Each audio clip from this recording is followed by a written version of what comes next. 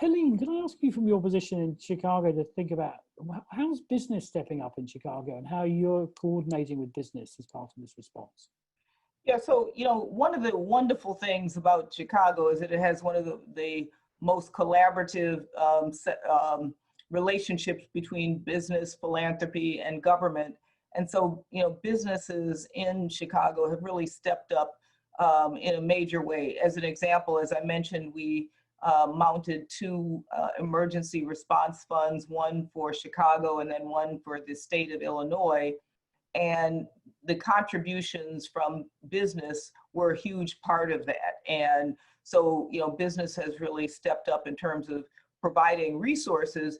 But I think, again, thinking about this notion of how do we come out of this recovery in a way that really focuses on equity, businesses are also very, very engaged in discussions around that. We have some of the most unequal home lending practices in the country, as an example. A study was just released that showed that in single neighborhoods that are predominantly white in Chicago, mortgage lending is larger than all of Black neighborhoods in Chicago put together. So one white neighborhood more than all the Black neighborhoods in Chicago put together in terms of mortgage lending. And we know that lending is, particularly home lending, mortgages and home ownership, is a huge wealth creator. And that speaks to a lot of the issues that we're dealing with inequities. All that to say, and it kind of relates to what Sharon was talking about, businesses are now saying, we get it.